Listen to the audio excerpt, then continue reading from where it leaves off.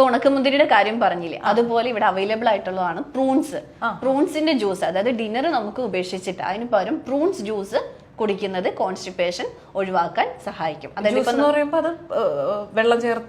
Prunes വെള്ളത്തിൽ കുതിർത്തിട്ട് just ഒന്ന് മിക്സിയിൽ അടിച്ച് കുടിച്ചാൽ മതി. കോൺസ്റ്റിപ്പേഷന് നല്ലതാണ്.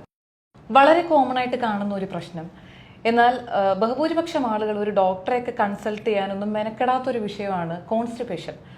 ഡോക്ടറെ, കോൺസ്റ്റിപ്പേഷൻ അല്ലെങ്കിൽ ടോയ്ലറ്റിൽ പോകാനുള്ള ഒരു ബുദ്ധിമുട്ട് പലരും വിചാരിച്ചിരിക്കുന്നത് നമ്മൾ കഴിക്കുന്ന ഭക്ഷണത്തിൻ്റെ, ഇപ്പോൾ ചിക്കൻ കഴിച്ചു അല്ലെങ്കിൽ മറ്റ് നോൺ വെജ് ഐറ്റംസ് കഴിച്ചതുകൊണ്ട് മാത്രമാണ് ഇങ്ങനെ ഉണ്ടാവുന്നതെന്നാണ്.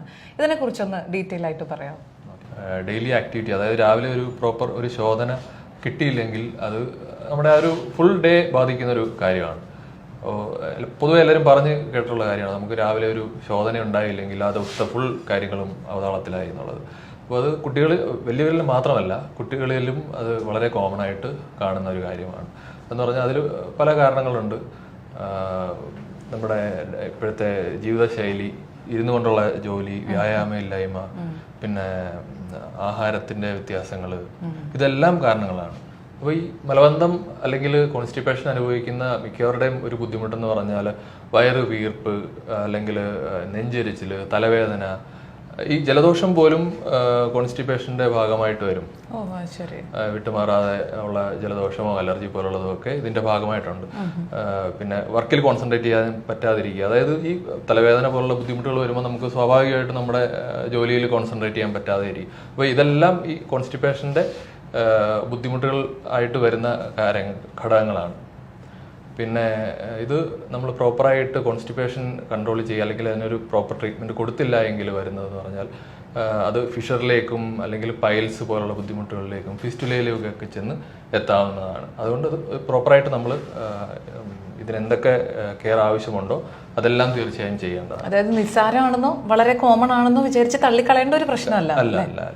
ഇദ്ദേഹം ഡോക്ടർ ശ്രീനാഥ്. നമ്മളിപ്പോൾ ഉള്ളത് ഷാർജ മുബൈലയിലെ ആയുർമന ആയുർവേദ പഞ്ചകർമ്മ സെന്ററിലാണ്. നമ്മളിപ്പോൾ സംസാരിച്ച ഇത്തരം രോഗങ്ങൾ, അതായത് ആനോറെക്ടൽ ഡിസീസസിന്റെ ചികിത്സയിൽ വളരെ എക്സ്പേർട്ട് ആയിട്ടുള്ള ഒരു ഡോക്ടർ നമുക്ക് ഇവിടെയുണ്ട്, ഡോക്ടർ മെർലിൻ. ഇപ്പൊ കൂടുതൽ വിശദാംശങ്ങൾ നമുക്ക് ഡോക്ടർ മെർലിനോട് ചോദിക്കാം. എക്സസൈസ് ഒന്നും ചെയ്യാത്തത് കൊണ്ട് പൊതുവെ ആളുകളിൽ കോളൻ മൂവ്മെന്റ്സ് കുറവായിരിക്കും. അപ്പൊ അത് മിക്കവാറും പ്രായമായവരിലൊക്കെയാണ് അങ്ങനെ കാണുന്നത്. അപ്പൊ അതിന് അതിൻ്റെതായ ട്രീറ്റ്മെന്റുകളും, ചിലർക്ക് ഡ്രൈനസ്, ബോഡി ഡ്രൈനസ്, അത് അവരുടെ പ്രകൃതമായിരിക്കും. അപ്പൊ ബോഡി ഡ്രൈനസ് കൂടുതലായിട്ട് ുള്ളവർക്ക് അത് രീതിയിലുള്ള ചികിത്സകളുമാണ് നമ്മൾ ചെയ്യുക. എന്നിരുന്നാലും വേറെ ഹൈപ്പോതൈറോയിഡിസം, ഡയബറ്റീസ്, പൈൽസ് ഒക്കെ ഉള്ളവർക്കും കോൺസ്റ്റിപ്പേഷൻ കാണാറുണ്ട്. അപ്പൊ അതിന് നമ്മൾ ആ രീതിയിലുള്ള ട്രീറ്റ്മെന്റുകളുമാണ് ചെയ്യുന്നത്. അപ്പം പ്രായമായവരിലൊക്കെയാണെങ്കിൽ നമ്മൾ സിറ്റ്സ് ബാത്ത്, അതായത് ചൂടുവെള്ളത്തിൽ ഇരിക്കുക, എണ്ണ പുരട്ടി ഒന്ന് കുളിക്കാൻ പറയുക, അതുപോലെ മാത്രാവസ്ഥ എന്ന് പറയും, ഓയിൽ ഇഞ്ചക്ഷൻ ഒക്കെയാണ് ചെയ്യുക. പിന്നെ കുറച്ച് മരുന്നുകൾ അകത്തേക്കും നൽകും.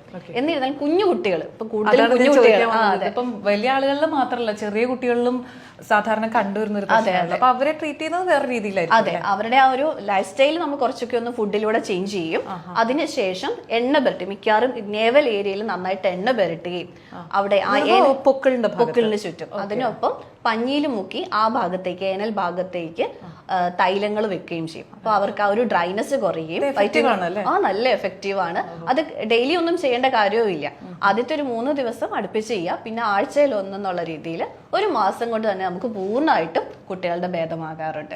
ഈ കുട്ടികളുടെ കാര്യം പറഞ്ഞുകൊണ്ട് ചോദിക്കാനുണ്ട് ഡോക്ടർ, പണ്ട് മുതലേ നമ്മുടെ നാട്ടിലൊക്കെ ഈ അമ്മൂമ്മമാരൊക്കെ ചെയ്ത് കൊടുക്കുന്നതാണ് ഈ ഉണക്കമുന്തിരിയില്ലേ, റെസിൻസ്. അത് തലേദിവസം വെള്ളത്തിലിട്ടിട്ട് അതിന്റെ ഇത് കുട്ടികൾക്ക് കൊടുക്കുമ്പോൾ ഇങ്ങനെ മോഷൻ കറക്റ്റ് ആവാൻ നല്ലതാണ്. അതെങ്ങനെയാണ് അതിന് ആയുർവേദത്തിൽ നിങ്ങൾ അതെന്താന്ന് വെച്ച് കഴിഞ്ഞാൽ, ചില ഈ പറഞ്ഞ പോലെ റെസിൻസ് ആണെങ്കിലും അതൊക്കെ ലാക്സേറ്റീവ് ആയിട്ട് വർക്ക് ചെയ്യും. പിന്നെ നമ്മൾ ഒരിക്കലും ലാക്സേറ്റീവ്സ് കുട്ടികളിലാണെങ്കിലും പ്രായമായവരിലും കൊടുക്കാൻ പറയാറില്ല. കാരണം എന്താന്ന് വെച്ച് കഴിഞ്ഞാൽ അത് പിന്നെ അതവർക്ക് ശീലമാകും. അതില്ലാതെ മോഷൻ വരൂ എന്നുള്ളൊരു രീതി, ആ രീതിയിലേക്ക് എത്തും. അതുകൊണ്ട് എപ്പോഴും ഇന്റർണൽ നമ്മൾ ഉള്ളിലേക്ക് കഴിക്കുന്ന മരുന്നുകളാണെങ്കിലും ഇങ്ങനെയുള്ള ആഹാരങ്ങളാണെങ്കിലും നമ്മൾ കുറച്ചേ പറയുള്ളൂ. അതിന് പകരം അവരുടെ ലൈഫ് സ്റ്റൈൽ, അതായത് അവർ കഴിക്കുന്ന ആഹാരങ്ങൾ, ഇപ്പൊ രാത്രിയിലൊക്കെ നെയ്ച്ചോറ് പോലെയൊക്കെ കഴിക്കാൻ പറയും. അല്ലാതെ സ്ഥിരമായിട്ട് ഒരേ കാര്യങ്ങൾ തന്നെ ചെയ്യുന്നത് അത് പിന്നെ അതില്ലാതെ പോവില്ല എന്നുള്ളൊരു അവസ്ഥയിലേക്ക് ഇതിലൊരു ക്ലാരിറ്റി വരുത്താം. അല്ലെങ്കിൽ മെർലിൻ ഡോക്ടർ പറഞ്ഞു രാത്രി നെയ്ച്ചോറ് നല്ലോണം കഴിച്ചാൽ മതി എന്നുള്ള രീതിയിലാണ്. അത് തന്നെ, അത് കുട്ടികളുടെ കാര്യത്തിലാണ്. സമയമില്ലേ ഡോക്ടർ, എപ്പോഴും നേരത്തെ കഴിക്കണം എന്നൊക്കെ പറഞ്ഞു കേട്ടിട്ടുണ്ട്. അതെ, നമ്മളുടെ ഡൈജഷൻ പ്രോപ്പർ ആയിട്ട് നടക്കുന്നത് രാത്രി 10 മണി തൊട്ട് 2 മണി, വെളുപ്പിന് 2 മണി വരെയാണ്. രാത്രിയാണ്. അപ്പൊ ആ സമയത്തിന് 2 മണിക്കൂർ മുമ്പ്, അതായത് 8 മണിക്ക് മുമ്പെങ്കിലും രാത്രിയിലത്തെ ആഹാരം കഴിച്ചിരിക്കണം. ഇപ്പൊ ഉണക്കമുന്തിരിയുടെ കാര്യം പറഞ്ഞില്ലേ, അതുപോലെ ഇവിടെ അവൈലബിൾ ആയിട്ടുള്ളതാണ് പ്രൂൺസ്. പ്രൂൺസിന്റെ ജ്യൂസ്, അതായത് ഡിന്നർ നമുക്ക് ഉപേക്ഷിച്ചിട്ട് അതിന് പകരം പ്രൂൺസ് ജ്യൂസ് കുടിക്കുന്നത് കോൺസ്റ്റിപ്പേഷൻ ഒഴിവാക്കാൻ സഹായിക്കും. അതായത് വെള്ളം ചേർത്തോ എങ്ങനെയാണ്? പ്രൂൺസ് വെള്ളത്തിൽ കുതിർത്തിട്ട് ജസ്റ്റ് ഒന്ന് മിക്സിയിൽ അടിച്ച് കുടിച്ചാൽ മതി. കോൺസ്റ്റിപ്പേഷന് വളരെ നല്ലതാണ്. ഡോക്ടർ, ഇനി വളരെ ഇമ്പോർട്ടന്റ് ആയിട്ടുള്ള ഒരു കാര്യം നമ്മൾ പറഞ്ഞു, ഇതിൽ പല റിസ്ക്കും ഉണ്ടായേക്കാം, ചിലർക്ക് പ്രശ്നങ്ങളൊന്നും ഇല്ലാതെ ഇത് നീണ്ടു പോവുകയും ചെയ്യാം. ഒരു കോൺസ്റ്റിപ്പേഷൻ ഉള്ള ഒരാള് ഒരു ഡോക്ടറെ കാണണം എന്നുള്ള ഒരു സ്റ്റേജ് എപ്പോഴാണ്? അതായത് മലം മുറുകി പോകുമ്പോൾ അവർക്ക് ഭയങ്കര വേദനയായിരിക്കും, അവർക്ക് ഇരുന്ന് ജോലി ചെയ്യാൻ പറ്റില്ല. കുട്ടികളൊക്കെയാണ് നന്നായിട്ട് കരയും ആ ടോയ്ലറ്റിൽ പോകുന്ന സമയത്ത്. അപ്പൊ ആ ഭാഗം മുറിഞ്ഞ് ഫിഷർ, പൈൽസ്, ഫിസ്റ്റുല എന്നീ രോഗങ്ങൾ വരാനുള്ള ചാൻസസ് ഉണ്ട്. അപ്പൊ ആ സമയത്ത്, അതായത് അവർക്ക് പെയിൻഫുൾ ആയിട്ട് കാണുമ്പോൾ ഡോക്ടറെ കാണുന്നത് തന്നെ വേണം, ഇഗ്നോർ ചെയ്യരുത്. ഇല്ല.